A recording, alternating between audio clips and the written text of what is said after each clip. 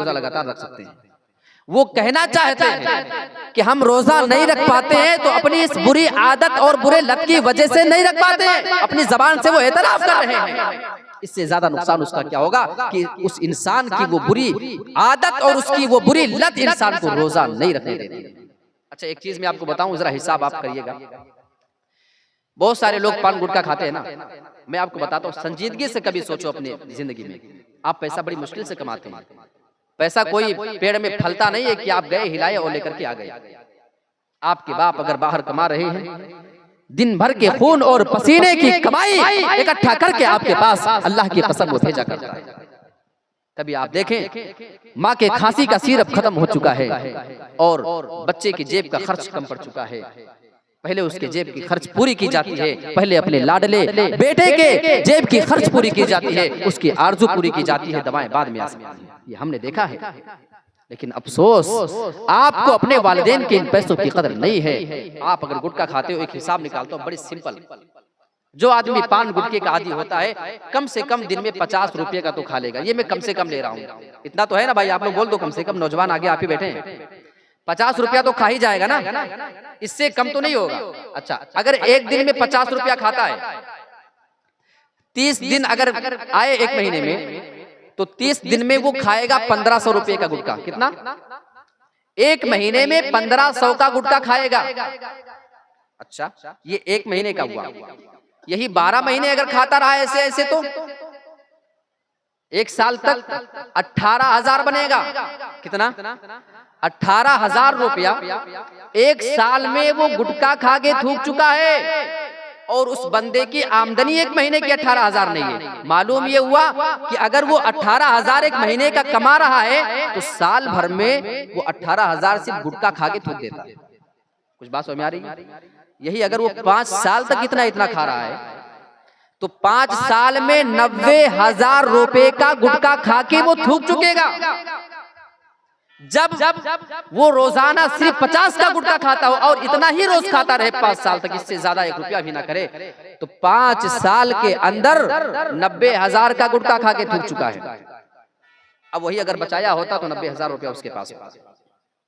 तो ये इंसान को बहुत ज्यादा खतरनाक चीज है। इंसान को इस चीज पे जरा कंट्रोल करने की जरूरत है कि इंसान अपने आप को नशा वाली चीजों से बचा करके रखे, क्योंकि इससे आपका बहुत नुकसान है, आपकी सेहत बिगड़ती है, वो अलग सारी चीजें हैं मेरे प्यारे साथियों, इसके कई किस्म के नुकसान होते हैं।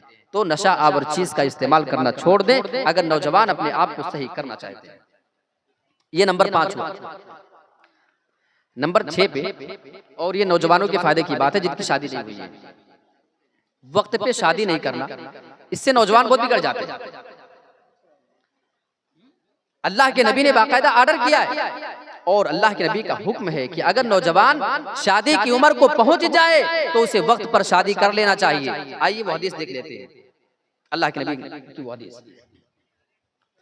या मअशरश शबाबी मन इस्तताअ मिनकुमुल बाअत फल्यतज़व्वज। ऐ नौजवानों की जमात में से जो शादी करने की ताकत रखता हो, फल्यतज़व्वज, तो उस नौजवान को फिर शादी कर लेना चाहिए।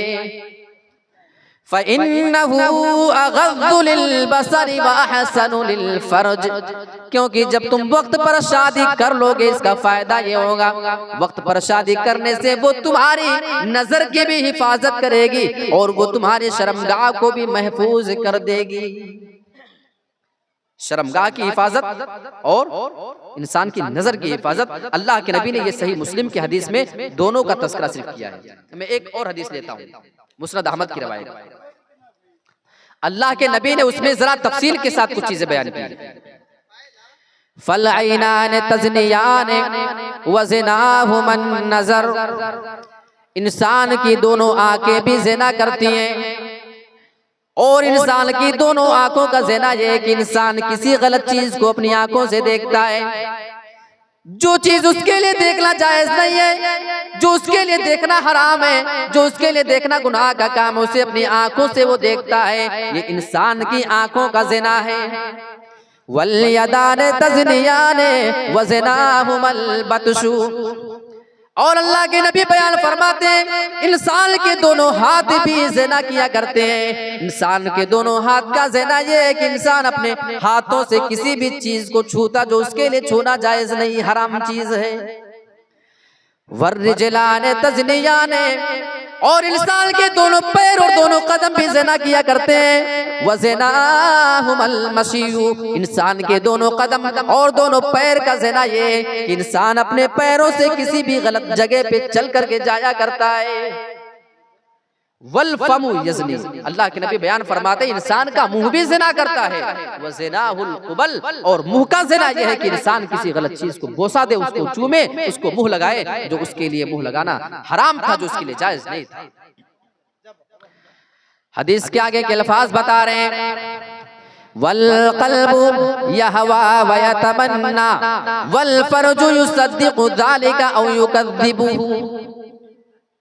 जब इंसान ऐसा ऐसा कर लेता है, अपनी आंखों से गलत देख लेता है, हाथों से छू लेता है, पैर से वो चल करके चला जाता है, फिर इंसान का दिल आरजू करता है उस गलत काम को करने के लिए, इंसान का दिल आरजू करता है, उसके दिल में ये तमन्ना मचलती है वल फरजु युसद्दिक़ु ज़ालिका औ युकज़्ज़िबुहु, लेकिन इंसान की शर्मगाह या तो वो ज़िना करवा लेती है या उसको उस ज़िना से बचा लिया करती है।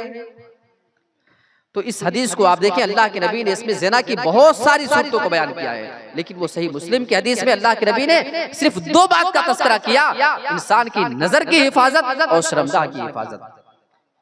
इस हदीस की वजाहत इस हदीस से हो जाती है कि अल्लाह के नबी ने यहाँ शुरुआत नजर से किया है और खत्म किया है शर्मगाह पे। तो इन तमाम चीजों का रोल होता है इंसान को ज़िना करवाने के लिए। तो इंसान को वक्त पर शादी करना चाहिए।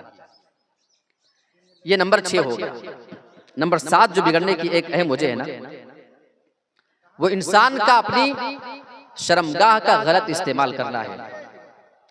अल्लाह के नबी सल्लल्लाहु अलैहि वसल्लम के सामने वो वाकया जो पेश आया वो मुझे याद आता है। एक आदमी अल्लाह के नबी के पास आया और उसके अल्फाज आप जरा देखो, हिम्मत उसकी, जब किसी को गुनाह करने की ख्वाहिश हो जाती है तो वो निडर हो जाता है। अल्लाह के नबी के पास आता है, कहने लगा अल्लाह के नबी ईज़ल्ली बिज़िना, अल्लाह के नबी आप मुझे ज़िना करने की इजाजत दे दीजिए। सारे सहाबा उसको डांटते हैं कि नबी के सामने आकर ये ज़िना की इजाजत मांग रहा है, लेकिन अल्लाह के नबी ने उन तमाम लोगों को मना कर दिया कि इस आदमी को डांटो नहीं, झिड़को नहीं। आपका जरा अखलाक तो देखो। अल्लाह के नबी उसको अपने पास बुलाते हैं और आप उससे सवाल करने लगते हैं। आप उसके सामने फिर दावत देना शुरू करते हैं। आप उससे सवाल करते हैं अतुहिब्बुहु लिउम्मिक, ऐ मेरे प्यारे साथी, तुम मेरे पास आने के बाद ज़िना करने की इजाजत जो मांग रहे हो, ये बताओ, मैं तुमसे कुछ सवाल कर लेता हूँ। अगर कोई भी आदमी तुम्हारी माँ के साथ ज़िना करे तो क्या तुम्हें ये बात पसंद आएगी कि वो तुम्हारी माँ के साथ ज़िना करे? कहने लगा अल्लाह के नबी बिल्कुल नहीं। अल्लाह के नबी अपना सवाल बदलते हैं अतुहिब्बुहु लिइब्नतिक, क्या ये काम तू अपनी बेटी के लिए पसंद करेगा? कोई तुम्हारी बेटी के पास जाए, उसके जिस्म से खेले, वो उसके साथ अगर ज़िना करे तो क्या ये बात तुझे पसंद आएगी या नहीं? कहने लगा अल्लाह के नबी बिल्कुल नहीं। अल्लाह के नबी आगे सवाल करते हैं, आप उसके सामने एक एक रिश्ता गिना करके आप उसको एहसास दिलाना चाह रहे हैं अतुहिब्बुहु लिउख्तिक, ऐ मेरे प्यारे साथी ये बताओ, अगर कोई तुम्हारी बहन के पास जाए और उसके साथ वो ज़िना करे, उसके जिस्म से खेलने की कोशिश करे, तो क्या ये बात तुम्हें पसंद आएगी? कहने लगा अल्लाह के नबी बिल्कुल नहीं। आप उससे सवाल करते हैं अतुहिब्बुहु लिअम्मतिक, ऐ मेरे प्यारे साथी ये बताओ, अगर कोई तुम्हारी फूफी के पास जाए और उसे ज़िना करे तो क्या ये बात तुम्हें पसंद आएगी? कहने लगा अल्लाह के नबी नहीं। आप उससे आखिरी सवाल करते हैं अतुहिब्बुहु लिखालतिक, क्या ये काम तो अपनी खाला के लिए पसंद करेगा? तुम्हारी माँ की बहन जो तुम्हारी खाला है, अगर कोई ये काम उसके साथ करना चाहे तो क्या ये बात तुम्हें पसंद आएगी? कहने लगा अल्लाह वल्लाह, अल्लाह के नबी बिल्कुल नहीं, अल्लाह की कसम मुझे ये बात पसंद नहीं। सभी चीजों में इनकार। अब अल्लाह के नबी के समझाने का तरीका जरा देखो। आप उसे बता रहे थे अय मेरे प्यारे साथी, तू जिसके पास ज़िना करने की इजाजत मेरे पास मांग रहा है, जिसके साथ तू ज़िना करना चाहता है, वो भी किसी की माँ हो सकती है, वो किसी की बहन होगी, वो किसी की बेटी होगी, वो किसी की फूफी होगी और किसी की खाला होगी। फिर उस आदमी को वो बात कैसे पसंद आएगी कि तू उसकी इन तमाम रिश्तेदारों के साथ जा करके ज़िना करे। उस आदमी की समझ में बात आ रही थी।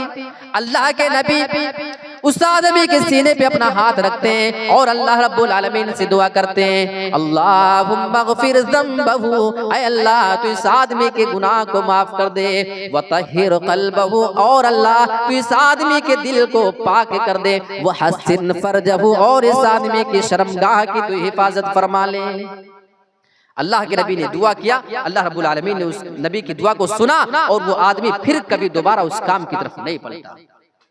तो जो नौजवान अपनी शर्मगाह का गलत इस्तेमाल करते हैं, बस एक बार सिर्फ सोच लो कि हम जिस हालत में किसी लड़की के साथ मौजूद हैं, कोई मेरी बहन के साथ होता, कोई मेरी माँ के साथ इस हाल में होता और मेरी नजर उस पर पड़ जाती तो मुझे कितना खराब लगता। जितना तुम्हें लगेगा उतना ही उसे भी लगेगा, जिसकी वो बहन होगी, जिसकी वो बेटी होगी। मेरे प्यारे साथियों, इंसान को अपनी शर्मगाह का सही इस्तेमाल करना चाहिए। इंसान के बिगड़ने की एक और वजह, ये नंबर 7 हो गया। नंबर 8 पे है हराम कमाई। देखो, कमाने से अल्लाह नहीं रोकता है।